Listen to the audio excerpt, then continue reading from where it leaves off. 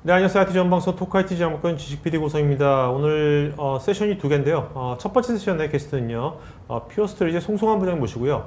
AI 환경을 가속화시키는 플래시 브레이드 스토리지 레퍼런스 아키텍처에 대해서 얘기 나누도록 하겠습니다. 안녕하세요. 네, 안녕하세요. 네네네. 자, 오늘 혼자 안 나시고, 네. 또 퓨어스토리지 다른 동료가 아니라, 레벨업이라고. 네. 레벨업 저는 처음 들어보는데, 전문 기업 같은데, AI 쪽에. 맞습니다. 네. 왜 같이 이따가 설명하시겠지만, 왜 같이 나오신 겁니까? 일단 퓨어 스토리지는 그 컴퓨팅서부터 스토리지까지 인프라, 전체적인 인프라를 다 제공을 해드리는데 네. 그 위에 소프트웨어들을 아니면 물리적인 자원들을 어떻게 관리하고 매니징 할 건지 이런 부분까지 같이 인테그레이션이 돼야 완벽한 AI 솔루션이 되거든요. 아. 네, 그런 부분들을 저희가 레벨업과 같이 인테그레이션해서 고객분들한테 제공을 해드리고 있습니다. 그러니까 실제로 필드에서 해보시니까 네. 아무리 스토리 좋다고 하더라도 그것만 갖고 맞습니다. 안 되더라. 네네. 네네. 그럼 알겠습니다. 자, 그러면 한번 발표 한번 들어보도록 할까요? 네. 일단 아마 플래시 블레이드에 대한 제품 관련된 내용은 많이 들어보셨을 거예요. 오늘은 좀 포커스 할 부분이 엔터프라이즈 AI 환경.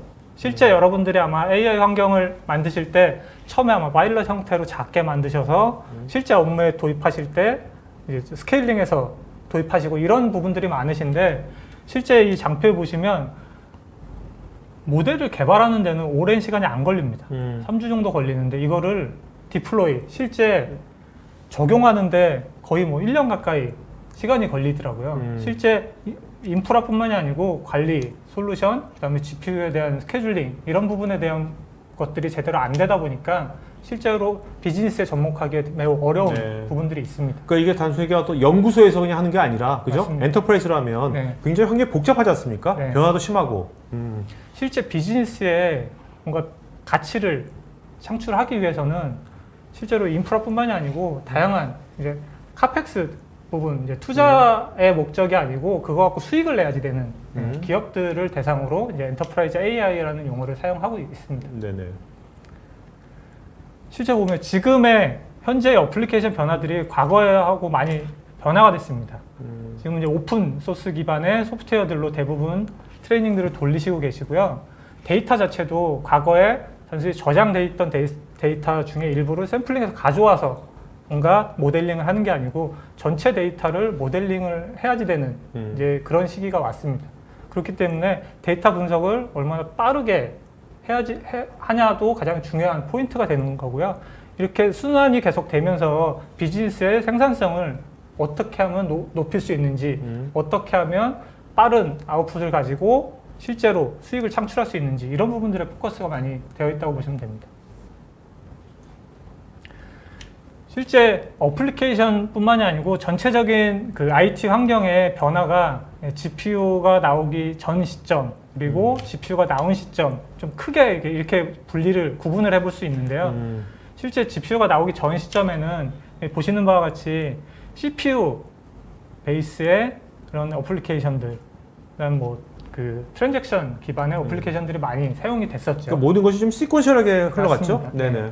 거기에 맞춰져서 시퀀셜하게 CPU 베이스의 하이 퍼포먼스, 하이 스펙의 CPU를 가지고 빠르게 처리하는 이런 방식에서 GPU가 나오면서 병렬로 수만 개의 코어를 가지고 병렬로 처리해야 되는 이런 컨셉으로 지금 바뀌어가고 있다고 보시면 됩니다.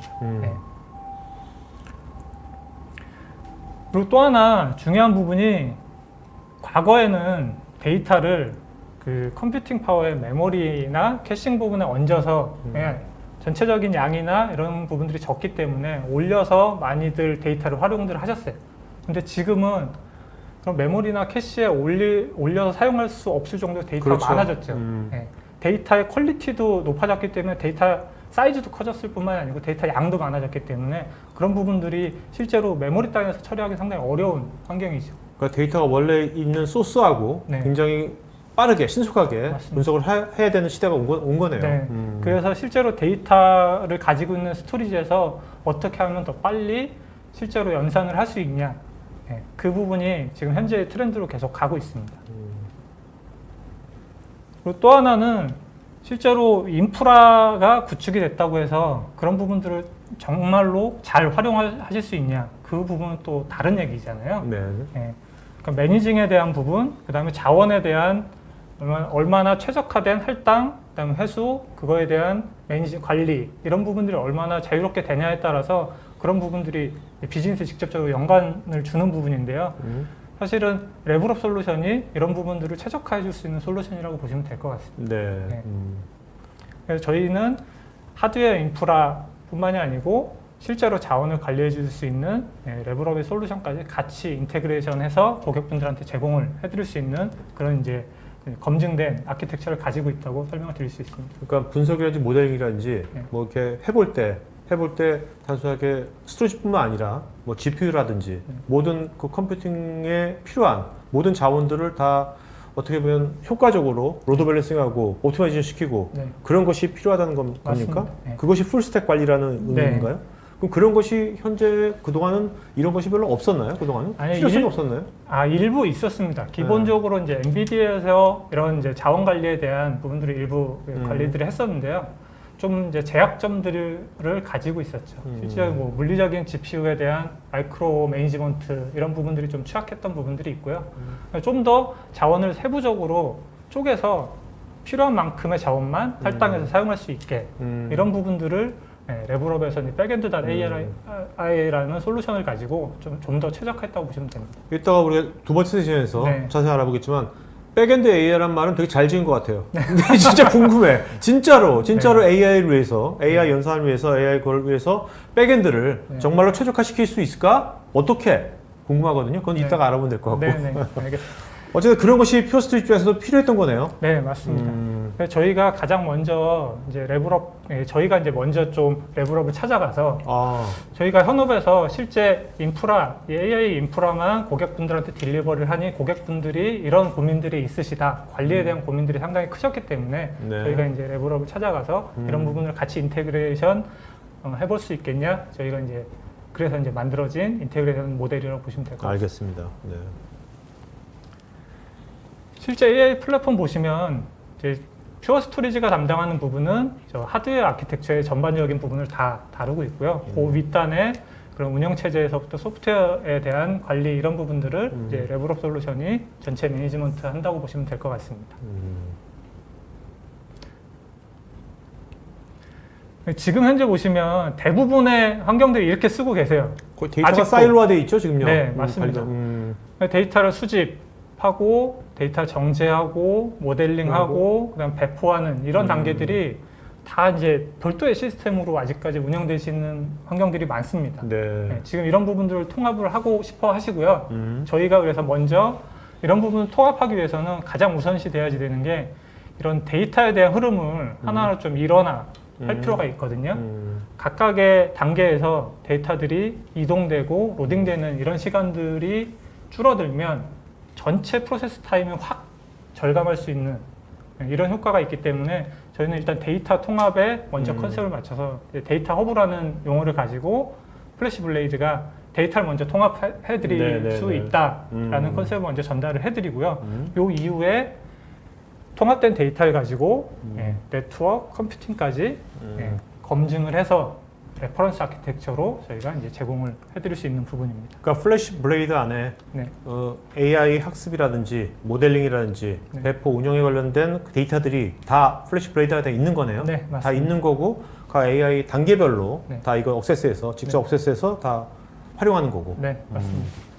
근데 여기서 이제 중요한 부분이 각각의 그 스텝에서 보시면 워크로드들이 실제로 다들 다릅니다. 그렇죠. 네, 이런 부분들을 통합하기 어려웠기 때문에 다 분리해서 쓰고 계신데 그래서 이렇게 데이터를 통합하고 쉽게 확장할 수 있는 이런 구조를 데이터 허브 구조를 만들기 위해서 좀 고려해야지 될 부분들을 먼저 좀 설명을 드리겠습니다. 첫 번째는 계속 말씀드리지만 쌓여있는 데이터를 일부 가져와서 샘플링하는 것은 크게 비즈니스의 효과를 지금 볼 수가 없습니다. 전체 데이터를 어떻게 하면 빨리 트레이닝을 시키고 모델링을 해야 그게 비즈니스의 수익으로 바로 나오기 때문에 전체 데이터를 빠르게 수집하고 필요할 때 빨리 스케일링 할 수 있는 이런 환경이 만들어져야지 됩니다. 그래서 먼저 필요한 부분이 리니어하게 업무 중에 필요에 따라서 스케일 아웃, 스케일 다운 이런 부분들이 자유롭게 스케일링을 할 수 있는 아키텍처가 필요하고요. 두 번째는 계속 말씀드리지만 데이터 이동이나 로딩의 시간을 줄일 필요가 있습니다. 대부분의 연산하는 과정에서 보면 저 부분이 가장 시간을 많이 잡아먹는 네네. 구간입니다. 아까 같이 다 네. 사일로화되어 있기 때문에. 네, 맞습니다. 그래서 저 부분만 줄여도 전체 프로세스 타임을 거의 뭐 3분의 1 이상 단축시킬 수 있는, 네. 3분의 1 단축시킨다는 얘기는 3배 이상 비즈니스에 대한 수익을 빨리 볼 수 있다는 의미죠. 네. 또 하나는 그 GPU에 대해서 GPU가 뭐 수만 코어에서 병렬로 계속 연산들을 처리를 하고 필요한 자원들을 빨리빨리 할당해서 처리를 하는데 이 부분을 백단에서 데이터를 빠르게 그 로딩해서 사용하지 못한다고 하면 거기서 이제 병목들이 발생하죠. 네. 그래서 이제 NVMe에 대한 기술들이 필요해지는 거고요. 사실 기존의 CPU 환경이었으면 굳이 NVMe에 대한 요건들이 없으셔도 상관이 없습니다. 그냥 시퀀셜하게 처리하는 것은 네네, 기존의 그렇죠. SSD에서 가능하기 때문에. 그러나 지금은 이제 GPU 환경에서 멀티로 계속 트레이닝을 돌려야지 되는 상황이면 병렬로 IO를 처리할 수 있는 아키텍처에 뭔가 저장소가 필요하다라는 거죠. 그리고 마지막으로는 이 데이터마다의 이제 양도 증가하지만 전체 데이터 개수도 많이 지금 방대하게 늘어나고 있기 때문에 기존 방식의 아이노드 핸들링을 하는 타입이면 상당히 데이터를 인덱싱하거나 서칭하는 시간이 매우 오래 걸립니다. 또 AI에서는 또 우리가 또 메타데이터가 되게 네, 중요하지 않습니까? 맞습니다. 네네. 그래서 메타데이터를 가속할 필요도 있고요. 이런 데이터에 대한 리스트업이나 인덱싱을 빠르게 할 수 있는 키밸류 방식의 아키텍처가 필요하게 되는 겁니다. 그래서 이런 부분들을 고려하셔서 AI 이제 플랫폼들을 구축들을 하시는데 여기서 보시면 GPU 뭐 다양하게 많죠. 뭐 엔비디아의 GPU 서버도 있고요. 타사의 GPU 카드를 꼽은 이제 서버들도 존재하고요. 네트워크도 가장 중요한 부분입니다. 그래서 데이터하고 컴퓨팅하고 이어주는 그런 이제 링크를 해주는 그렇죠. 구간이기 때문에 네. 현재는 뭐 100기가 bps, 200기가 bps 고대역 폭의 네트워크들이 이더넷 베이스의 네트워크들이 존재하기 때문에 충분히 백단의 데이터를 그대로 연산에 활용하실 수 있는 환경이 만들어진 거죠. 그리고 백단에는 데이터를 하나의 허브로 묶을 수 있는 데이터 허브 스토리지가 필요해지는 거고요. 이 세 가지 항목이 어떻게 보면 AI 레퍼런스 아키텍처 인프라라고 보시면 됩니다.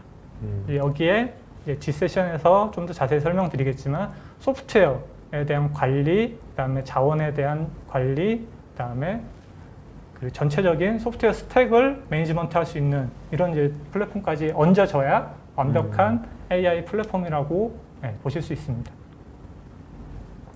근데 이 부분을 고려하실 때 사실은 많은 고객분들은 먼저 이제 각자 GPU 서버, 네트워크, 스토리지, 별도의 소프트웨어 이런 것들을 이제 구매하셔서 별도로 이제 자체 구축을 하시는 경우들이 그렇죠. 많았어요. 왜냐면 맨 처음에 AI 처음에 연구할 때는 네. 초기에 작은 랩서부터 하지 않았습니까? 네.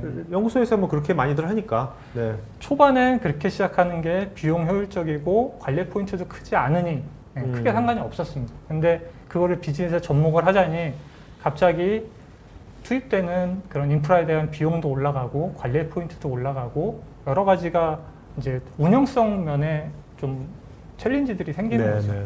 그래서 이제 레퍼런스 아키텍처라고 하는 검증된 아키텍처가 나온 거고요. 실제로 보시기에는 최초에는 DIY 직접 구축하시는 게 금액이 싸다라고 그렇게 생각을 하실 수 있는데 제가 뒤에 좀 전체적인 금액 부분을 좀 비교를 해드릴 텐데요. 단순히 카펙스 부분만 비용이 저렴해지는 거고요. 전체 TCO 측면에서는 오히려 직접 구축하시는 게 더 많은 비용, 많은 시간이 투자가 된다라고 보시면 될 것 같습니다. 실제 구축을 하실 때 레퍼런스 아키텍처가 아닌 DIY로 직접 구축하실 때 보시면 한 거의 10단계, 9단계 정도의 스텝을 거치셔야지 됩니다. 소프트웨어 개발서부터 그다음에 플랫폼 디자인, 그다음에 하드웨어, 소프트웨어에 대한 통합도 필요하고요. 그다음에 뭐 트러블 슈팅, 옵티마이즈 다양한 단계들을 검증을 하셔야지 돼요. 그리고 나서 적용하시고 스케일링까지. 실제로 보시면 카펙스 부분이 녹색 부분인데 사실 카펙스 부분은 각 단계가 올라가면서 그렇게 많이 올라가지 않습니다. 근데 오펙스 부분, 운영 비용들이 상당히 많이 투자가 되고 있는 부분을 보실 수 있습니다. 그리고 또한 시간 자체도 실제로 비즈니스에 적용하기 위해서 최소 뭐 3달 이상의 시간이 소요가 되는 거죠. 레퍼런스 아키텍처를 통해서 여러분들은 딱 3단계만 고민을 하실 수 있게 저희가 나머지 부분들을 좀 이제 제거시켜 드릴 수 있는 환경을 만들어 드릴 수 있습니다. 실제로 디자인이나 그다음에 트러블 슈팅, 옵티마이즈, 그다음에 소프트웨어에 대한 옵티마이즈나 스케일링에 대한 고민을 안 하셔도 됩니다.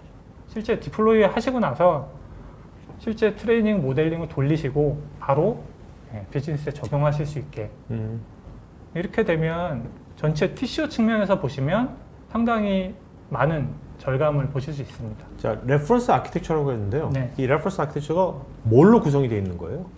실제 레퍼런스 아키텍처라고 하면 실제로 이제 각각의 그 컴포넌트, 컴퓨팅, 네트워크, 스토리지 레이어가 사전에 네, 그 벤더들 간의 코어를 통해서 코어 엔지니어링을 통해서 다 검증을 사전에 미리 해놓습니다. 네. 네. 어플라이언스처럼? 네. 어플라이언스처럼 검증을 미리 다 본사 레벨에서 하고 네. 검증이 완료됐기 때문에 그 전체의 플랫폼을 그대로 고객한테 딜리버리를 해드리고요. 그 위에 매니지먼트 부분만 저희가 별도의 솔루션으로 좀 더 편하게 사용하실 수 있게 얹어드린다고 보시면 될 것 같습니다. 네. 이렇게 바뀌게 되면 전체적으로 보시면 기존에 3달 걸렸던 게 한 일주일 이내로도 모든 구축에서 실제 업무에 투입까지 일주일도 채 안 걸리는 시간으로 시작을 하실 수 있고요. 그다음에 비용 부분에서도 50% 이상 절감을 하실 수 있습니다. 이런 식으로 네. 뭐 국내에서도 이런 식으로 레퍼런스 아키텍처가 네. 적용된 사례도 있나요? 네, 지금 아마 올해 들어서는 대부분 레퍼런스 아키텍처로 저희가 딜리버리를 해드리고 있고요. 네네. 최근에도 레브럭과 같이 저희가 그 레퍼런스 아키텍처를 고객사에 직접 지금 딜리버리 해드린 경우가 있습니다. 네. 그러니까 레벨업과 할 때는 그 뭐 하드웨어 컴포넌트뿐만 아니라 네. 아까 그 백엔드에 있는 네. 인프라에 대한 레퍼런스 아키텍처까지 같이 구성이 됐겠네요. 네, 맞습니다. 그래서 저희가 이제 여러분들한테 제공을 해드릴 수 있는 이제 플랫폼 모델들입니다. 처음에 뭐 작게 시작하시니까 이렇게 레퍼런스 아키텍처가 필요 없다 이렇게 생각하시지 말고 또 두 번째 보시면 에이리 미니라는 모델이 있습니다. 그러면 뭐 GPU 서버 2개 노드 정도 그리고 그 스토리지 팜으로 기본 기본 스토리지 팜만 가지고도 그 에이리 모델 레퍼런스 아키텍처를 만드실 수 있고요. 이렇게 만들어 놓으시면 에이리 스탠다드나 아니면 하이퍼스케일 에이리로도 쉽게 스케일링 업무 중에 그냥 스케일링을 계속 해나가실 수 있는 장점들이 있고요. 또 하나 이제 타사의 뭐 시스코의 그 AI 서버나 타사 GPU 서버들과도 같이 인테그레이션을 다 해서 꼭 이 모델로 구매하시는 게 아니고 만약에 뭐 GPU 서버들이 계속 이제 신규 버전들이 나온다. 최근에는 이제 엔비디아에서 A100 모델도 나왔는데 A100까지도 저희가 이미 검증을 다 완료를 해놨습니다. 네네. 그리고 이 부분은 앞에 이제 그 인프라 부분에 좀 더 이제 저희가 도움을 드릴 수 있는 저희 퓨어 스토리지만이 제공을 해드릴 수 있는 소프트웨어 그냥 툴킷입니다. 요거는 컴퓨팅 노드에 단순히 패키지들을 설치하시면 그 방대한 데이터에 대한 인덱싱 이런 부분들을 메타데이터 가속이 꼭 필요하거든요. AI 환경에서는. 그렇죠. 이런 부분들을 저희가 직접 해드릴 수 있게 툴킷까지도 만들어 놨거든요.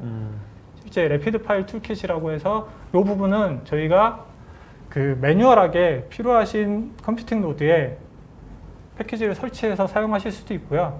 저희가 레브럭과 같이 인테그레이션을 해서 이미 개발을 해놨습니다. 그래서 레브럭 데모를 이따 보시면 이 부분이 같이 저희가 설명을 더 추가를 해드릴 수 있을 것 같고요. 여기서 레피드 파일이란 건 어떤 거 무슨 말이에요? 저희가 퓨어가 만든 이제 용어고요. 퓨어가 만든 용어. 네네네. 그러니까 파일들을 빠르게 밑에 보시면 명령어가 한 7가지 있습니다. 저도 퓨어의 명령어겠네요. 그냥 퓨어에서만 돌아가는. 기본적으로는 저 뭐 find, ls, do 네네. 이런 커맨드들은 그냥 유닉스의 커널 커맨드입니다. 네네네. 거기에 패키지를 올리면 앞에 이제 P자만 붙이시고 동일한 구문, 동일한 신텍스로 그냥 사용을 하실 수가 있어요. 전혀 어려움이 없습니다. 그러니까 전용의 구문이 아니고 기존에 사용하시는 커맨드를 앞에 P장을 붙여서 그대로 사용하실 수 있는 환경을 만들어 드릴 수 있습니다.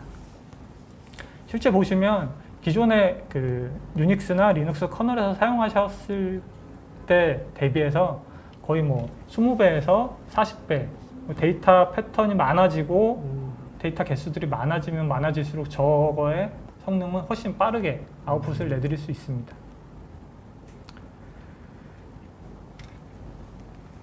네, 퓨어 스토리지가 AI에 가장 먼저 이제 그 스타트를 한 이제 벤더라고 보시면 될 것 같고요.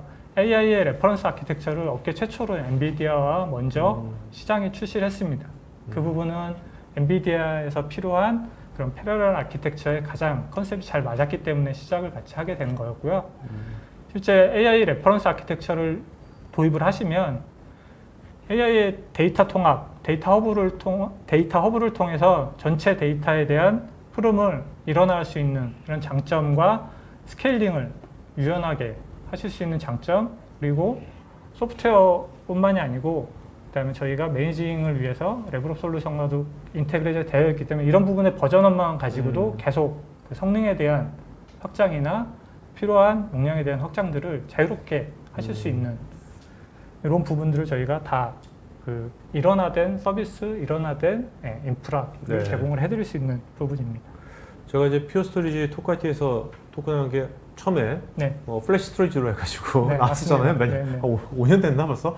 하는 된 것 같은데 그때마다 굉장히 이 플래시 스토리지 쪽에 굉장히 이제 NVMe 아키텍처라든지 선도적으로 리딩해서 쭉 가고 있었잖아요. 그것도 신선했는데 지금 요즘 이렇게 오늘 이렇게 나눠보니까 이게 또 AI 쪽에 AI 시대에 또 걸맞게 또 이렇게 진화하는 것 같아요. 그죠? 그러니까 단순히 스토리지가 아니고 고객분들이 원하는 그런 워크로드, 그런 비즈니스 환경에 저희가 최적화된 그 전체 플랫폼을 제공을 해드리고자 저희는 계속 전략들을 만들어가고 있습니다. 네.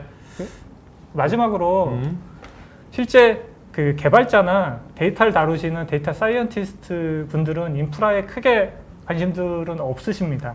왜냐? 본인이 돌리는 잡만 빨리 끝내시면 되기 때문에. 그렇지만 이런 레퍼런스 아키텍처가 여러분들의 그 데이터 사이언티스트 분들이나 개발자 분들을 분명히 도와드릴 수 있는 부분입니다. 그렇기 때문에 꼭 이제 검증된 플랫폼을 좀 고려를 해주셨으면 좋겠습니다. 부장님, 저 문장은 부장님 만드신 거예요? 아니면 본사에 있는 거 번역한 거예요? 아, 저거는 제가 만든 겁니다.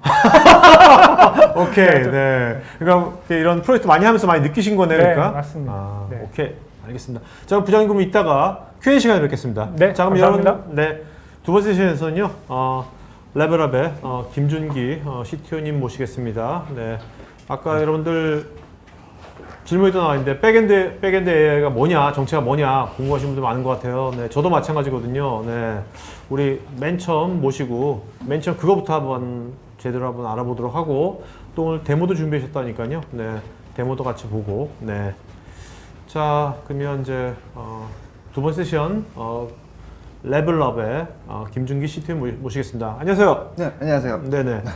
레벨업 일단 회사명이 레벨업이 그냥 레벨 올라간다 레벨업이에요? 무슨 뜻이에요? 그 뜻도 있습니다. 네네. 저희가 이게 사실은 굉장히 콩글리시 이게 그리고 굉장히 긱스러운 이름이기도 합니다. 그래서 랩하고 유닉스 명령어의 이제 입력과 출력을 연결해주는 파이프 문자에 업해서 랩을 업그레이드 해주겠다. 라는 뜻도 있고 지금 말씀하신 것처럼 레벨업이라는 형태로 발음되기를 의도한 부분도 있고. 진짜 말씀 들어보니까 진짜 랩을 그러니까 구성원들이 개발자들이 많을 것 같아요. 그냥 저희가 작년까지는 개발자만 있는 회사였고요. 아 그래요? 네, 몇 명이었는데? 저희가 올해 지금 인턴분들 포함해서 한 16명 정도 되고요. 실제 이제 풀타임으로 일하시면 한 10명 되는데 이제 뭐 회계 담당하시는 분이 있고 그다음에 세일즈 쪽 하시는 분이 있는데 사실 다 이제 개발자로 시작을 했던 회사가. 자, 근데요. 일단은 우리 백엔드 AI 있지 않습니까? 백엔드 AI라는 말을 레벨업이 만든 용어예요? 아니면 외국에 있는 거 가져온 거예요? 저희가 만든 겁니다. 만든 겁니까? 네. 언제 만들었어요? 맨 처음에 만든 거. 이게 그 2017년인가 저희가 구글 스타트업 캠퍼스에 입주를 했었는데 네. 거기서 이제 구글에서 입주 기업들 대상으로 마케팅이나 브랜딩 관련해서 구글 내부의 전문가들을 한국으로 초빙해가지고 오. 이제 본사에? 본사에서 오. 이제 와가지고 워크숍을 했던 적이 네. 있는데 그때 저희가 이제 원래 이름을 소르나라는 이슬라 소르나라는 이제 주라기 공원에 나오는 섬 이름을 따서 프로젝트 이름을 지었었어요. 저희 네. 대표님이 약간 이제 주라기 공원 덕후셔가지고. 네, 네. 근데 이제 그거를 실제 제품명으로 쓰기는 좀 문제가 많아서 아. 그 이제 컨설팅을 받았죠. 이제 우리가 네. 제품명을 어떻게 정하면 좋겠냐 해서 어. 워크숍을 하다가 중간에 이제 도메인을 검색을 했는데 이제 AI 도메인이 원래는 국가 도메인이에요.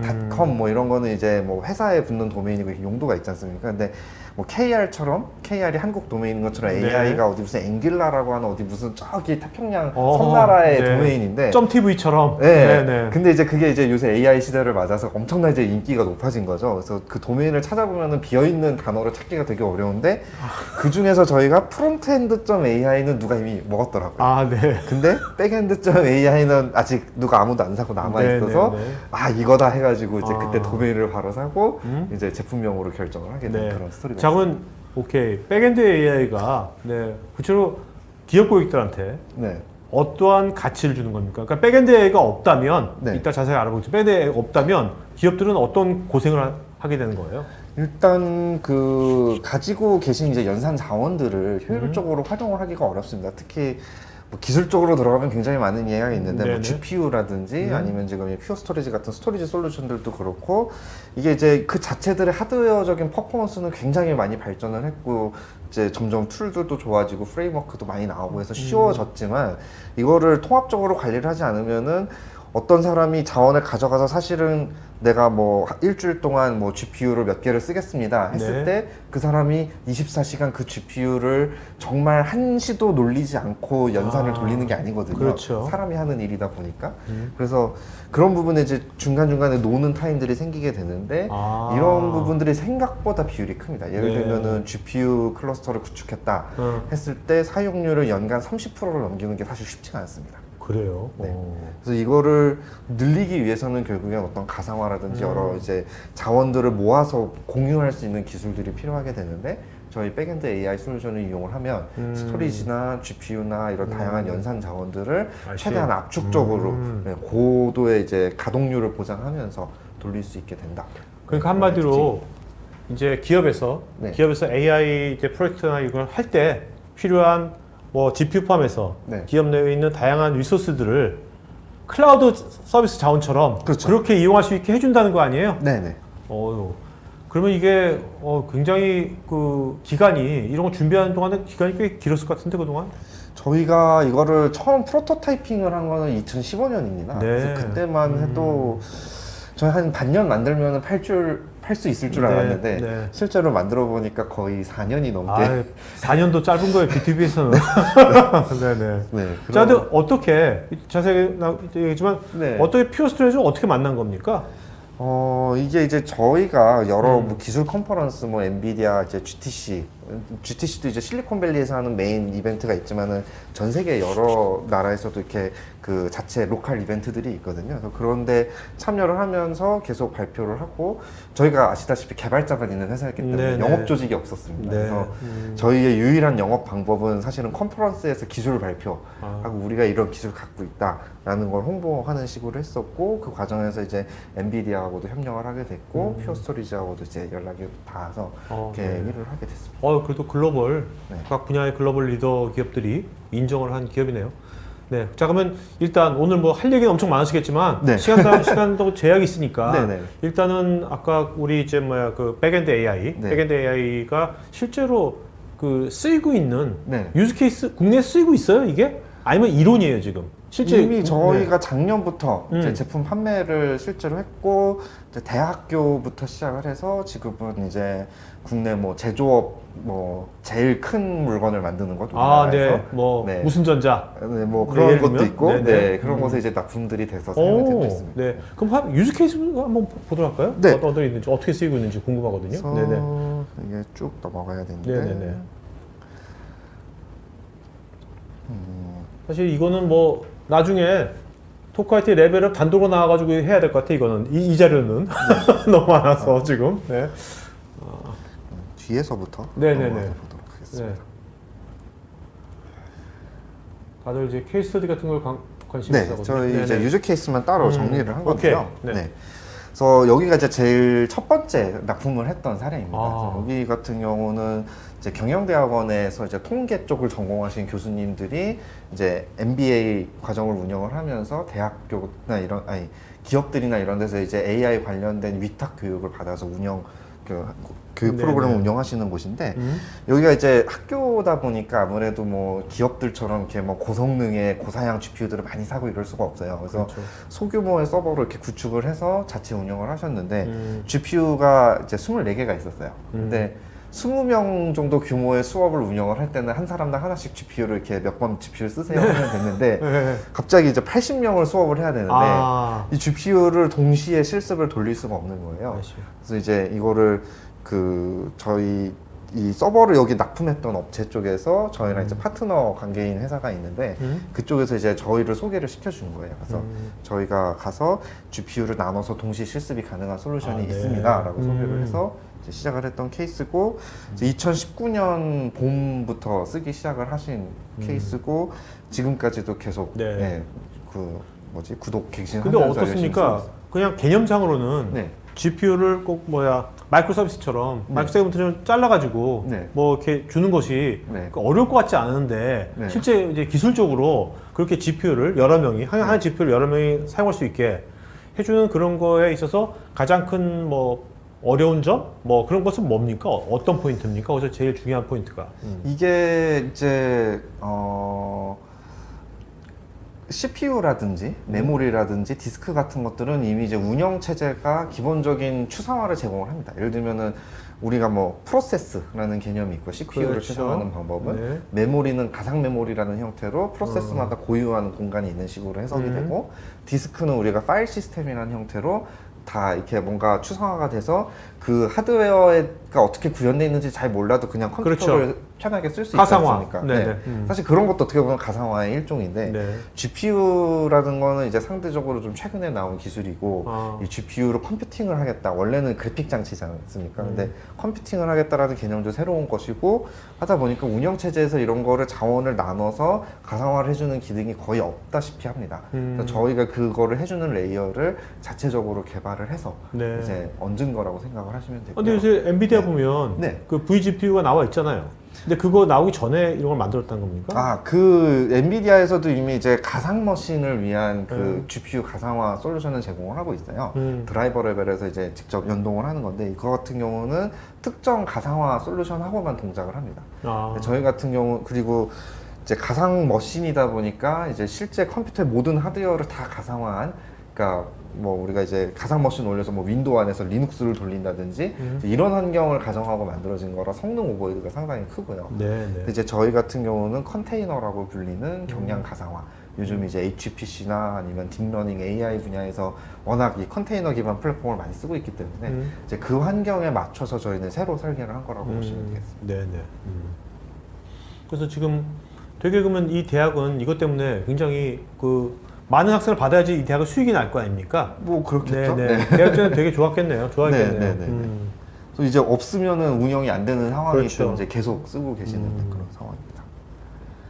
그래서 이제 학기 중에도 이제 수업용으로 많이 쓰고 그다음에 저희가 이제 GPU를 또 모아서 여러 대를 모아서 연구용으로도 쓰고 이제 이런 식으로 유연하게 관리를 하고 있습니다. 그다음에 이거 같은 경우는 이제 올해 초에 대학에서 이제 해커톤을 했던 건데 이게 이제 다음 학기 장학금을 걸고 했던 이제 해커톤이라 학생들이 엄청난 열기로 참여를 해서 저희 시스템에 이제 많은 이제 말하자면은 성능 이슈를 이제 발견하게 해주었던 네. 이제 그런 대회인데요. 이걸 통해서 저희도 굉장히 이제 시스템이 정말 사람들이 이렇게 빡세게 붙어서 짧은 기간 집중해서 돌렸을 때 시스템이 어떻게 되는구나, 그걸 어떻게 개선할 수 있구나 이런 것들을 이제 알 수 있었고 또 이 과정을 통해서 이제 학생들이 실제로 파이썬이나 이런 걸 전혀 모르던 학생들도 같이 팀으로 참여를 해서 이제 한글 손글씨 같은 거 인식하는 AI를 직접 만들어 보고 이제 이런 실습하는 결과를 제공했던 이제 그런 사례도 있었고, 그다음에 저희가 GPU 특화 솔루션으로 또 이제 제안을 하고 있지만 사실은 CPU를 관리하는 목적으로도 굉장히 탁월합니다. 아, 네. 특히 이제 이제 요즘 컨테이너를 관리하는 플랫폼으로 소프트웨어 플랫폼으로 많이 쓰는 게 큐버네티스라는 그렇죠? 오픈 소스가 네네. 있는데, 큐버네티스 같은 경우는 이제 작은 컨테이너들을 막 수백, 수천, 수만 개를 클러스터 단위로 이제 운영을 하고 마이크로 서비스라고 하는 그 아키텍처에 최적화되어 있는 형태입니다. 근데 저희 HPC나 딥러닝, AI 워크로드들은 특징이 굉장히 고사양의, 네. 예를 들면 한 컴퓨터에 뭐 코어가 100개 단위로 들어가 있고 메모리가 뭐 수백 기가에서 테라 단위로 들어가 있고 이런 머신들의 자원을 여러 사람이 잘 쪼개서 순차적으로 배치 잡을 돌리면서 스케줄링을 하는 쪽이 굉장히 중요하거든요. 그래서 백엔드다 AI는 이제 그런 쪽으로 이제 아. 철학을 갖고 네. 설계된 컨테이너 플랫폼인데, 그 과정에서 이제 GPU는 말하자면은 어떻게 보면 플러그인으로 이런 것도 같이 쓰실 수 있어요 라는 개념으로 들어가는 거고, 사실 그 근본적으로는 뉴마 아키텍처라든지 이 CPU 관련해서도 스케줄링을 잘 하려면 굉장히 고도의 기술이 많이 필요합니다. 네. 그래서 그런 부분들을 이제 다 탑재를 해서 이제 이런 CPU 기존에 사실 GPU가 없던 시절부터 옛날부터 쓰던 이런 CPU 기반의 이제 그 컴퓨팅 클러스터도 지원을 한 그런 사례가 있습니다. 여기 같은 경우는 이제 뭐 또 다른 연구소에서 이제 실제 뭐 질병 연구하는 프로젝트에 사용을 해서 그 이제 원래 그냥 돌리면은 뭐 사람이 막 2달, 3달 돌려야 되는 워크로드인데, 이거를 저희 플랫폼에서 이제 병렬화하는 처리를 해서 클라우드 리소스를 확 땡겨서 쓰는 방식으로 한 이틀 만에 네. 처리를 끝냈던 이제 뭐 그런 사례가 지금 있고요. 말씀 들어보면 그러면 네. 기업 입장에서는 백엔드 AI를 이걸 적용을 하면 네. 일단 굉장히 비용적으로도 네. 많이 절감이 많이 될 것 같은데요. 네네네. 시간도 그렇고 비용도 그렇고. 네네. 저희가 이제 제안을 드리는 게, 그러니까 예를 들면 이제 하드웨어만 사시는 게 하드웨어 플러스 저희 솔루션을 사는 것보다는 싸겠죠. 그렇지만 저희 솔루션을 통해서 실제로 결국엔 운영 과정에서 발생하는 다양한 이슈라든지 이런 자원을 효율적으로 쓰지 못함으로 인해서 발생하는 낭비라든지 이런 것들을 이제 종합적으로 줄여나갈 수 있다, 이런 관점으로 이해를 네, 해주시면 되겠습니다. 알겠습니다. 네. 그리고 여기 같은 경우는 이제 국내 굉장히 큰 금융권 회사입니다. 그래서 그 중에서 계열사에서 이제 다른 그 계열사한테 AI 클라우드, GPU 클라우드를 제공하는 이제 프라이빗 클라우드를 재판매하는 아, 네. 이제 그런 모델이었고요. 여기에 이제 저희 그 백엔드 AI로 GPU 클라우드를 구축을 해드린 사례가 있었습니다. 그래서 이 고객 덕분에 저희가 이제 보안 계층이라든지 뭐 권한 관리 계층이라든지 이런 부분이 이제 금융권이 굉장히 까다롭다 보니까 이제 그 기준에 맞추기 위해서 굉장히 고도화를 많이 했던 아, 네. 네, 그런 사례입니다. 그리고 여기 같은 경우도 이제 뭐 우리나라에서 제일 큰 덩어리의 물건을 만드는 배를 만드는 네, 이제 네. 공장인데 거기에서 이제 스마트 IoT 기반으로 스마트 팩토리 구축을 하겠다 해서 데이터 분석하는 AI 플랫폼으로 저희 거를 도입을 한 사례가 있습니다. 네.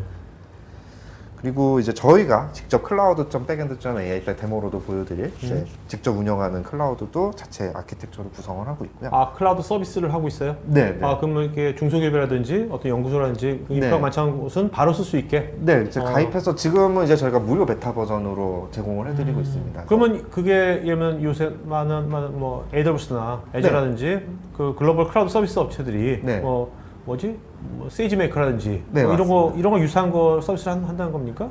그거보다 좀 훨씬 쉽죠. 아, 네. 네, 그래서 예를 들면 뭐 세이지 메이커라든지 뭐 애저에서도 뭐 ML 스튜디오라든지 굉장히 네. 고도화된 솔루션들을 많이 개발을 하고 있는데 이제 문제는 그 솔루션들 자체는 굉장히 훌륭하고 좋은 솔루션이지만 그 클라우드에서만 쓸 수 있다라는 네. 게 일단 제일 큰 단점이고, 특히 이제 대기업이나 그런 규모가 큰 B2B 고객들의 경우에는 자체 구축을 하기를 원하는 경우가 많습니다. 아, 또 이제 규제 이슈로 인해서 데이터 보안 이슈로 인해서 데이터를 클라우드에 못 올리는 경우들도 있고요.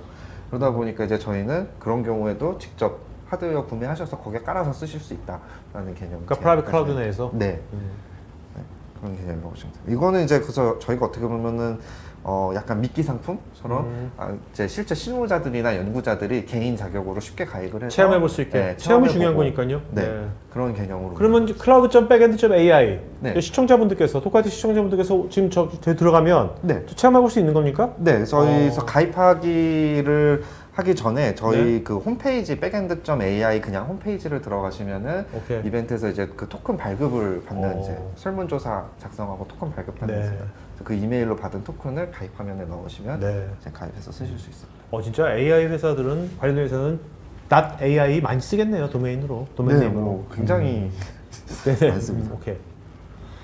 네, 이런 게 있고 그다음에 여기 같은 경우도 이제 국내 그 5대 대기업 중에 하나인데 예, 거기 이제 IT 소싱하는 이제 자회사에서 사용을 하고 있는 케이스고 여기는 이제 그 좀 예전 GPU들이 많이 갖고 있어서 그거를 저희가 가상화해서 아예 풀링해서 쓸 수 있게 하는 그런 개념으로 제공을 해드리고 있습니다. 그리고 여기 같은 경우도 이제 국내 뭐 이름만 들으면 다 아는 이제 네. 대기업인데 DGX A100을 이제 대기업에서 처음 도입했던 사례고 여기에 저희가 이제 퓨어 스토리지와 함께 레퍼런스 아키텍처로 제공을 해드린 그런 케이스입니다. 네.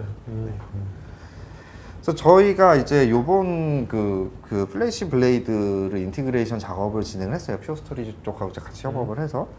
그래서 이 스토리지 관리라는 게 사실은 굉장히 중요한데 그 중요성에 비해서 되게 주먹구구식으로 하고 있는 부분이 많습니다. 그래서 저희도 이제 고객사가 여러 케이스가 있는데 정말 학교 연구실 레벨의 그런 사이즈에서부터 진짜 이런 엄청 대기업까지 여러 케이스가 있는데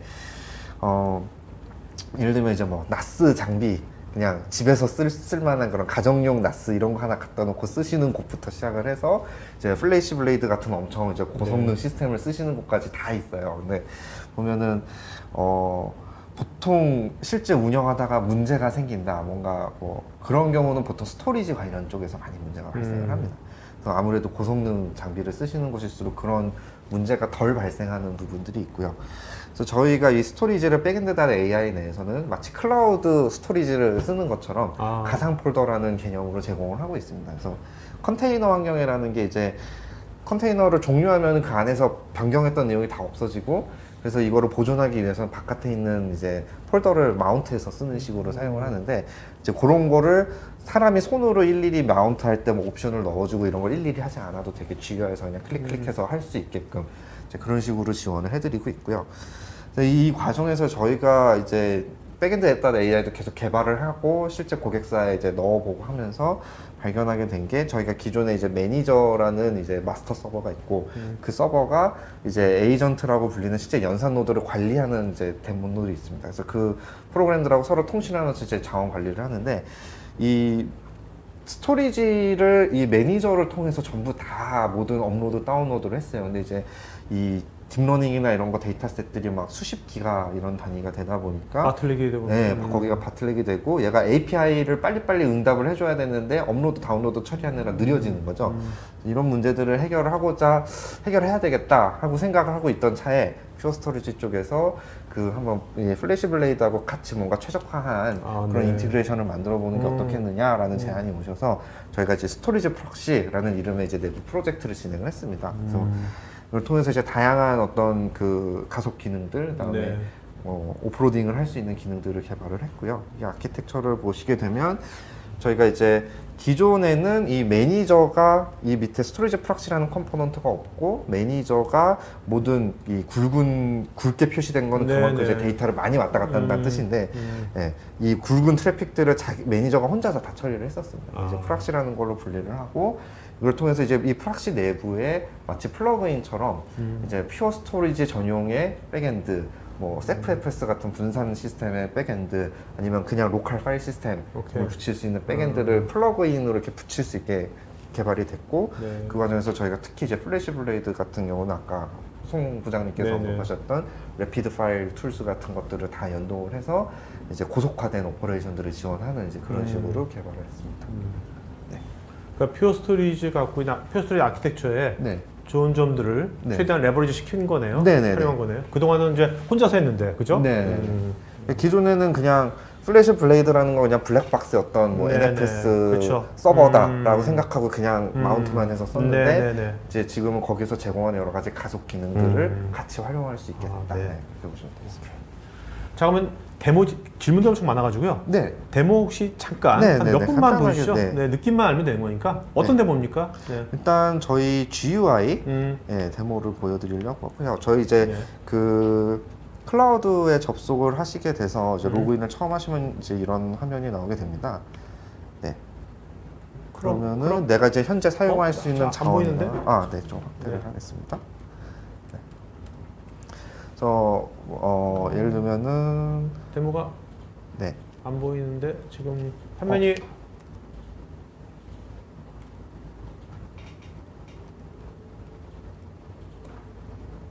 잠깐만요.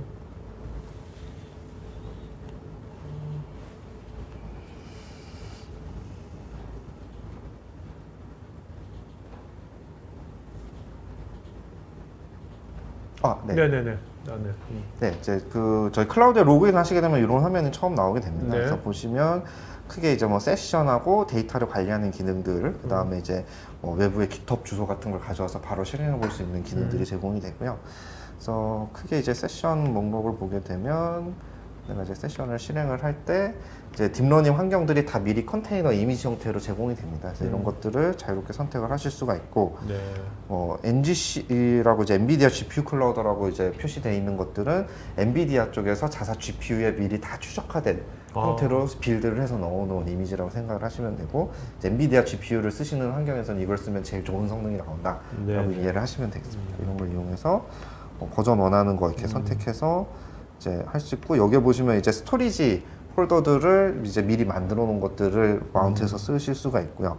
그다음에 이제 뭐 GPU라든지 뭐 메모리라 이런 사양들을 이제 정해가지고 세션을 실행해서 바로 실행해서 쓰실 수가 있습니다. 네. 네. 아이고, 너무 확대가 많이 돼서 좀 줄이면. 이게 지금 여러분들 이거 진짜 라이브로 지금 데모하고 있는 겁니다. 이게 뭐 캡처한 게 아니라 실제로 저희 뭐 GPU나 이런 거를 이제 커스텀으로 할당해서 사용을 하실 수도 있고요. 네. 그래서 실행을 하게 되면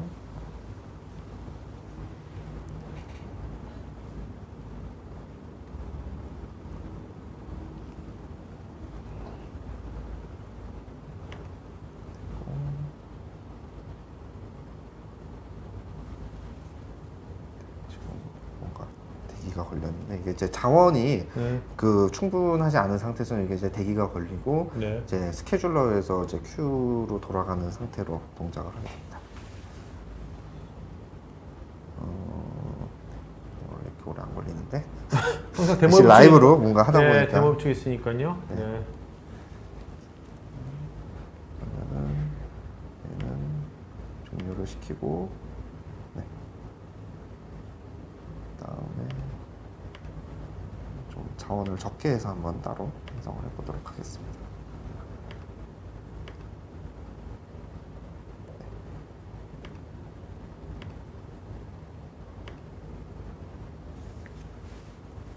네, 그러면은 예를 들면은 뭐 주피터 랩 같은 거를 실행하게 되면 이게 이제 컨테이너 안에서 돌고 있는 프로그램을 웹상에서 바로 접속을 할 수가 있습니다. 네. 그래서 이게 실제로는 그러니까 기존에 이제 저희가 컨테이너 솔루션 쓰시는 분들이 어떻게 쓰시는지를 이제 제품 개발 과정에서 이렇게 살펴봤었는데, 보면은 컨테이너라는 것도 이제 하나의 가상화된 프로그램이다 보니까 이거 여기에서 도는 프로그램을 바깥에서 접속을 하려면은 뭐 포트 매핑을 설정을 해야 되고, 이거를 또 방화벽을 뚫어줘야 되고 막 이런 복잡한 과정들이 필요합니다. 네. 근데 저희는 이런 과정들을 저희 API 레벨에서 전부 다 터널링해서 바로 외부에서 다이렉트 접근이 가능하되, 이 사용자만이 가지고 있는 세션으로 다 인증을 합니다. 그래서 이런 부분이 이제 굉장히 지금 보시면은 시큐어하게 저희 이제 클라우드의 이제 서버 풀을 이용해서 터널링돼서 접속하시는 네. 과정을 볼 수가 있고요. 그래서 이 부분이 저희가 지금 보시기에는 사실 그냥 되게 빨리 지나갔지만은 생각보다 사용자분들께서 되게 좋아하는 기능 중에 하나입니다. 그러니까 이거를 네. 컨테이너로 뭐 개발하시고 네. 운영하시는 분들은 해봤던 분들은 아까 복잡한 네. 걸 해봤던 분들은 네. 이걸 딱 보면 네. 굉장히 오, 야, 이게 클릭 한 번에 웹브라우저에서 바로 뜨네? 라는 걸 되게 좋아하시더라고요. 네. 그런 부분이 있습니다. 오케이.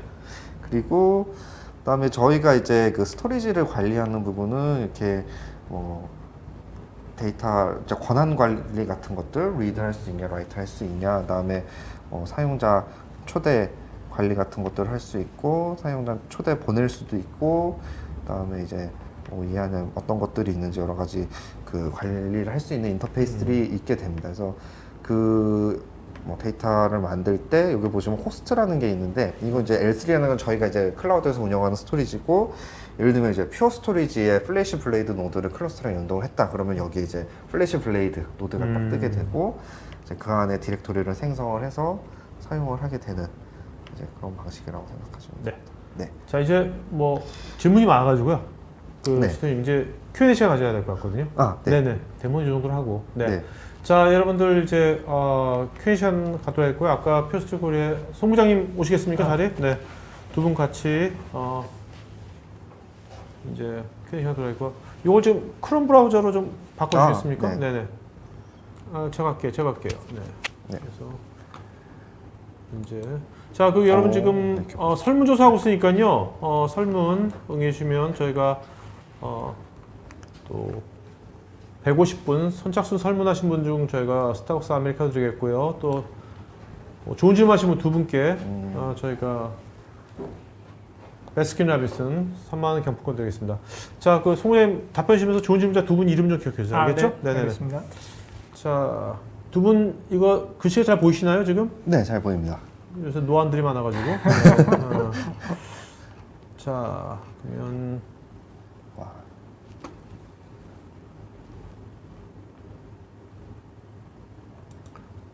리사권님, 내년에 백엔드 개발자 채용을 검토하고 있는데요. 퓨어스트리지 AI를 활용하면 프론트엔드 개발자가 일괄 커버가 가능할까요?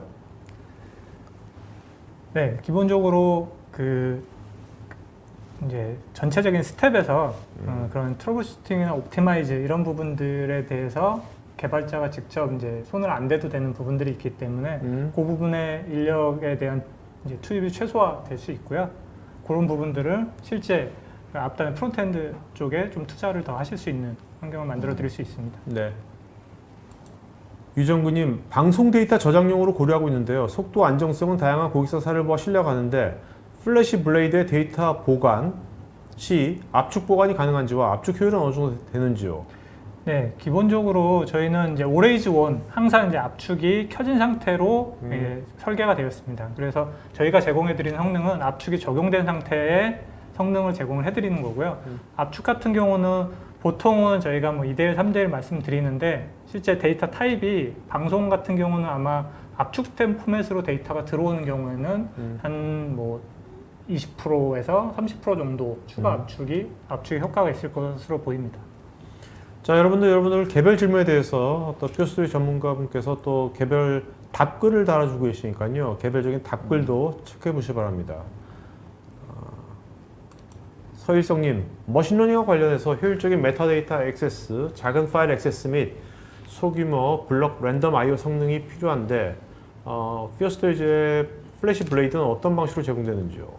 네, 아까 제 세션에 잠깐 설명드렸는데 키밸류 방식, 그러니까 오브젝트 컨셉의 키밸류 방식으로 설계가 되어 있습니다. 플래시 블레이드는. 그래서 데이터에 대한 아이노드 핸들링으로 인해서 발생하는 오버헤드, 타임의 딜레이를 없앴기 때문에 실제 메타데이터에 대한 부분 전혀, 그러니까 데이터가 뭐 90%, 95%, 99%까지 데이터가 채워지더라도 그런 오버헤드는 발생하지 않습니다.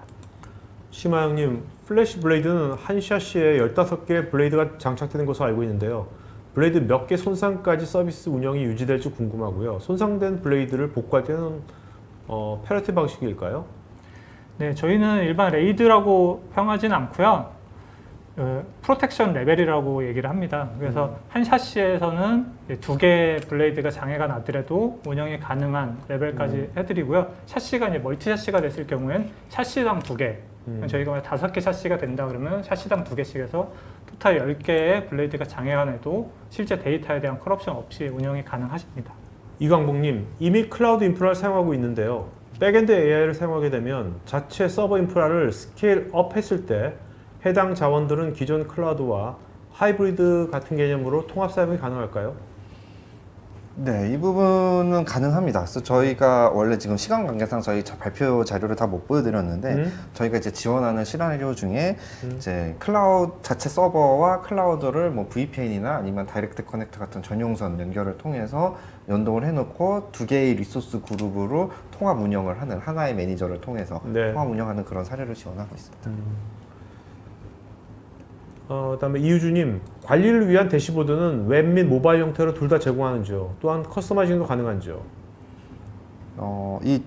네, 저희가 기본적으로 아까 데모 보신 것처럼 웹 브라우저만 있는 환경이면 어디서든지 사용을 할 수가 있고요. 이 부분에 대해서는 뭐 모바일, 네, 아이패드라든지 이런 환경에서도 사용이 가능합니다. 임근식님, 백엔드 AI 이용 사례에서 모든 참가자들에게 2F GPU 제공 무슨 의미인지요? 2 GPU는 아는데 F가 무슨 뜻인지? 이거는 이제 저희가 이제 GPU를 프랙셔널 스케일링을 한다라고 해서 FGPU라고 이름을 붙입니다. 예를 들면은 이건 이제 설정하기 나름인데요. 예를 들면은 한 개의 GPU를 한 개의 FGPU로 할당을 하면은 FGPU에서는 이거를 뭐 0.7개, 0.5개, 0.2개 이런 식으로 할당을 받아서 쓰실 수가 있고요. 네네. 뭐 아니면 한 개의 GPU를 뭐 10개의 FGPU로 맵핑을 해놓고 쓴다 이런 식으로도 설정을 하실 수가 있습니다. 네.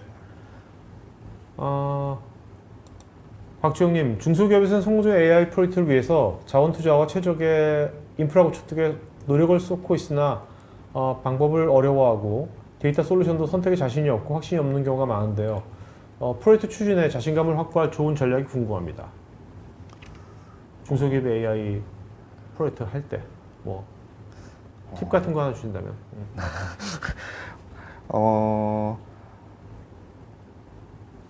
작게 시작해봐라. 작게 시작해봐라. 뭐 그런 것도 방법이고요. 근데 이제 저희가 뭐 대학교도 예산의 한계라든지 그런 측면에서 중소기업하고 사실 비슷한 부분이 많은데 네. 가끔 보면은 굉장히 저사양의 하드웨어들을 많이 깔아가지고 뭔가 그거를 잘 병렬화를 해서 쓰면은 잘 되겠지라고 생각을 하시는 경우들이 있어요. 네네. 근데 그거보다는 네. AI를 제대로 하고 싶다 그러면은 어느 정도 성능이나 이런 게 검증된 플랫폼을 좀 초반에 비용이 들더라도 소규모로라도 고성능 하드웨어를 구성하시는 게 오히려 더 나을 수 있다 이런 네. 부분을 얘기를 드리고 알겠습니다. 네. 김혜영님, 레퍼런스 아키텍처에서 서버 스토리지 연결 프로토콜은 RDMA 이더넷 기반만 지원되는지요? 네, 퓨어 스토리지에서 제공하는 그 인터넷 그 커넥션은 기본적으로 이더넷 기반이고요. 그래서 이제 RDMA 기반의 이더넷을 지원한다고 보시면 될 것 같습니다. 이규님, 대량의 데이터를 수집할 경우 흔히 락이 발생해서 저장이 안 되는 경우도 있는데 퓨어 스토리지는 이럴 때 특화된 어떤 장점이 있는지요? 네, 앞서 계속 말씀드렸는데 기존에 아마 나스들이 그런 락에 대한 핸들링이 제대로 안 돼서 뭐 장애가 생기면 문제가 생기는 경우들이 많은데 그 퓨어 스토리지는 그 락에 대한 핸들링, 그러니까 키밸류 컨셉으로 바꾸면서 그 락에 대한 핸들링에 대한 그 오버헤드를 싹 없앴습니다.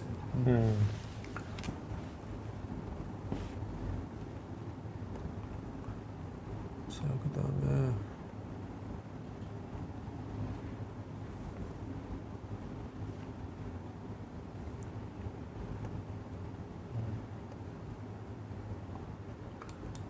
박상수님, 엔비디아의 딥러닝 구성 요소와 퓨어 스토리지만의 장점은 어떤 것이 있는지요? DGX A100 기반 시스템과 연동되어 있는 것으로 알고 있는데요. 네, 그 AI 레퍼런스 아키텍처에 보시면 하드웨어 인프라도 있지만 뭐 NGC를 통한 그 기본적으로 갖춰져 있는 컨테이너들을 올릴 수도 있고요. 그다음에 그 실제로 그 AI 그 솔루션이나 어플리케이션을 사용할 수 있는 엑셀러레이션 툴킷들이 또 제공이 됩니다. 그런 부분들을 좀 옵티마이즈한 툴킷들이 같이 제공이 되기 때문에 그런 부분들을 좀 시간을 최소화해 드릴 수 있을 것 같습니다. 고대웅님, 스토리지 컨트롤러의 성능이 관건일 것으로 보이는데 기존 플래시 스토리지와 플래시 블레이드의 컨트롤러가 다른 구성인지요? 네, 이 부분은 스토리지 아키텍처는 설명을 일부러 안 드렸었는데 기존의 이제 대부분의 스토리지들은 대부분 뭐 컨트롤러가 이제 HA 클러스터로 묶인 두 개의 컨트롤러가 확장되는 방식인데 플래시 블레이드는 아예 그 하나의 블레이드가 완벽한 하나의 스토리지의 컴포넌트를 다 가지고 있고요. 그런 부분들을 실제로 150 블레이드까지 스케일링 할 수 있는 클러스터로 묶을 수 있는 아키텍처로 바뀌어 있기 때문에 그 패러렐 아키텍처에 더 최적화된 구성이라고 보시면 될 것 같습니다. 김승주님, AI 프로그램의 성능에 대한 검증은 어떻게 평가할 수 있을까요? 이 부분은 여러 가지가 있는데 MLPerf라 그래서 이제 AI 벤치마크 세트가 있습니다. 네. 이걸 이용하면은 이제 엔비디아라든지 구글이라든지 뭐 마이크로소프트 등 유수 기업들이 이제 같이 참여 컨소시엄으로 이제 개발을 하고 있는 거고요. 이걸 이용하면은 어떤 하드웨어 플랫폼상에서 어떤 특정한 종류의 AI 프로그램들을 돌렸을 때 성능이 어느 정도 나오더라라는 거를 공식력 있는 벤치마크로 제공을 합니다. 그거하고 이제 비교를 해보는 식으로 아 내가 어느 정도 성능이 나오는구나라는 거를 평가를 해보실 수 있겠습니다. 김봉수님, 액티브 구성이 자원의 활용도나 시스템의 안정성 면에서는 장점이 있지만 비용 측면에서는 부담스러울 수도 있는데요. 퓨어 스토리지에서 적은 비용으로 이중화할 수 있는 방법이 있는지요? 네, 기본적으로 퓨어 스토리지 플래시 블레이드는 그 이중화 개념을 넘어서 이제 N중화, 실제로 그 블레이드 개수에 따라서 그런 뭐 2개의 컨트롤러만 존재하는 게 아니고 멀티 컨트롤러 가지고 있기 때문에 실제로 뭐 초기 비용이 많이 들 거다라고 생각을 하시는데요. 저희는 용량 베이스로 대부분 금액에 대한 산정이 되고요. 그리고 정말로 뭐 적게 시작을 해보시겠다라고 하면 저희가 서비스 레벨로, 퓨어 애저 서비스 레벨로 사용하신 만큼만 저희가 차징을 해드리는 이런 서비스도 제공을 해드리고 있습니다. 아까 온프리미스 쓰더라도요? 네. 그 리사건님께서는 레벨업, UX와 UI 디자인이 심플해서 눈에 딱 들어온다고. 네, 토큰 받아서 한번 사용해 보겠다고. 아, 네. 감사합니다. 권태호님께서는 퓨어 스토리지에서는 플래시 블레이드 인프라 아키텍처 외 백엔드 AI 솔루션 전담 아키텍처 인원이 있는지요? 아니면 레벨업과 협업 지원인지요?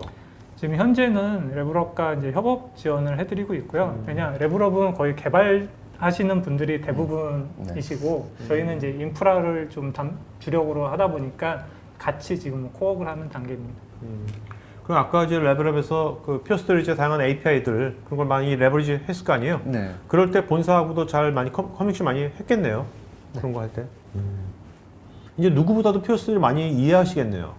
네, 저희도 이제 실제로 저희가 셀프 기반으로 사실 자체 스토리지 구축도 해봤고 고객 사이도 구축을 해봤고 뭐 진짜 뭐 나스 레벨에서부터 뭐 여러 레벨로 다 해봤는데 네. 확실히 플래시 블레이드가 여러 가지 뭐 지우 테크니컬한 그런 기술적인 성능이라든지 이런 것도 네네. 그렇고 굉장히 잘 만들어진 솔루션입니다. 알겠습니다. 자, 그다음에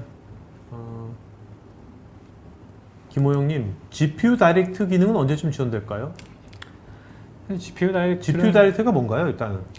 실제로 그 GPU 다이렉트가 이제 데이터 영역을 RDMA로 만약에 이더넷으로 데이터 액세스 한다라고 했을 때 그 이제 GPU 간에는 NVLink 통해서 실제 액세스를 다이렉트를 하는데 데이터 에어리어 이더넷을 타고 내려오는 부분은 그렇게 다이렉트 액세스가 현재는 지원은 안 되거든요. 네, GPU 다이렉트라는 게 스토리지 에어리어의 데이터들을 다이렉트로 중간에 레이어 안 거치고 액세스 하겠다는 의미고 현재는 지금 개발 중이고요. 네. 아직 정확한 뭐 타임라인이 나온 상태는 아닙니다. 전영진님, 매시브 패러렐 프로세싱으로 병렬 분산 처리가 강력하게 지원된 점과 관련돼서 질문이 있는데요. 퓨어 스토리지는 컴퓨터 노드와 스토리지 노드의 분리를 가능하게 한다는 내용을 접한 적이 있는데 이것도 MPP 덕분에 가능해지는 것이라고 생각했습니다. 그런데 이러한 부분이 AI의 데이터 학습 과정을 위해 중요한 이유가 아직 명확히 이해되지 않고 있는데요. AI의 데이터 학습 과정을 위해서 중요한 이유와 데이터 학습 외에 AI에 의한 추론 과정과 관련해서도 성능 향상을 기대할 수 있는 것인지에 대해서 설명해 주시면 좋겠습니다. 실제로 그 플래시 블레이드를 AI에 어떻게 접목하냐 이 문제는 그러니까 플래시 블레이드는 데이터 핸들링을 얼마나 빨리 해드릴 수 있냐의 컨셉이고요. 저희가 이제 윗단에서 MPP 패러렐 그 멀티 패러렐로 연산하는 부분은 사실 컴퓨팅 에어리어에서 연산하는 방식이기 때문에 실제로 멀티 GPU에서 잡에 대한 리퀘스트를 많이 보냈을 때 스토리지에서 그거를 얼마나 동등한 그런 이제 패러렐 병렬로 처리를 해줄 수 있냐 이 컨셉이라고 보시면 될 것 같고요. 네.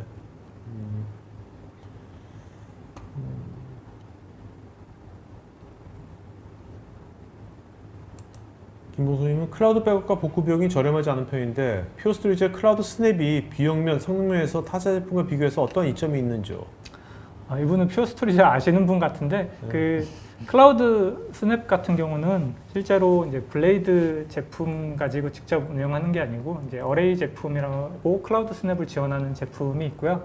클라우드 스냅을 통해서 뭐 실제로 그 용량 차징만 하기 때문에 그런 부분들은 저렴하게 사용을 하실 수 있는 부분입니다. 한조님, 백엔드 AI 사용하는 GPU 종류는 엔비디아만 사용 가능한 것인지 아니면 AMD 혼합 사용도 가능한지요?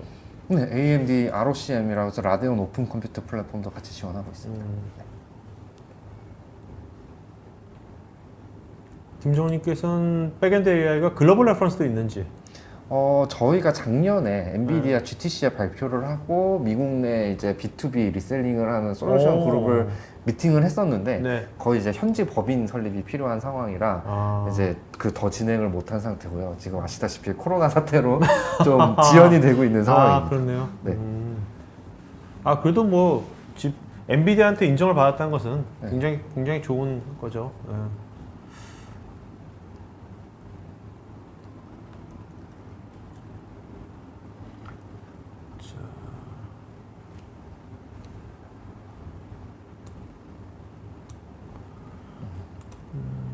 자, 오늘 Q&A 여기까지 하도록 하겠습니다. 지금 네, 자 지금 오늘 질문하신 분 중에 두 분 이름 좀 불러주시겠습니까, 송장님? 네, 제가 전영진 하고요. 네. 그다음에 심하영님 두 분. 심화영, 예. 심화영, 전영진, 심화영, 전영진 이 두 분요. 스태프 이메일 주소로 본인 이름, 주소, 핸드폰 이메일 보시면 저희가 베스킨 라빈슨 3만 원권 상품권 보내드리겠고요. 여러분들 지금 설명에 참여하신 분 중에서 저희가 선착순 150분께 스타벅스 아메리카노 또 추첨해서 두 분께 피자 세트 드리겠습니다. 자, 그리고 오늘 여러분들 들으시면서 어떤 추가 자료 요청이라든지 상담이라든지 또 뭐 POC 또 데모 이런 것들은 설문에 더 자세하게 요청하시면 좋을 것 같습니다. 자, 두 분 마지막으로 한 말씀 해주시고 마치도록 할까요? 네. 네. AI의 완성은 하드웨어 플러스 관리 이 부분을 꼭 기억해 주시고요. 하드웨어도 검증된 하드웨어도 중요하고 검증된 소프트웨어도 중요하다. 이 두 가지가 꼭 여러분들이 고려를 하셔야 될 두 가지 가장 중요한 포인트라고 생각이 듭니다. 네. 네, 저희 레벨업에서 제공하고 있는 백엔드.ai 플랫폼을 이용해서 기존에 이제 비싼 돈을 들여서 구축해놓고서 잘 활용하지 못하고 있던 그런 하드웨어 인프라들의 가치를 더 높여드릴 수 있는 그런 솔루션으로 저희가 제공을 해드리고 있고요. 앞으로도 더 저희와 이제 많은 협력과 또 고객이 되실 분들을 통해서 또 함께 성장해 나갈 수 있는 그런 자리가 되었으면 좋겠습니다. 네, 알겠습니다. 자, 오늘 방송 여기서 마치도록 하겠고요. 여러분들 남은 오후 잘 보내시고요. 하여튼 건강 관리 잘 유지하시기 바랍니다. 다시 사태가 좀 안 좋아진 것 같으니까요. 네. 자, 토크화이트에서는 이제 다양한 주제로 다양한 방송들이 매일 있으니까요. 여러분들 관심 있는 것들은 미리미리 사이트나 아니면 EDM이 나갈 거니까 EDM에서 미리 사전 등록하시면 편하게 보실 수 있습니다. 자, 오늘 방송에서 마치도록 하겠습니다. 고맙습니다. 고맙습니다. 고맙습니다. 네.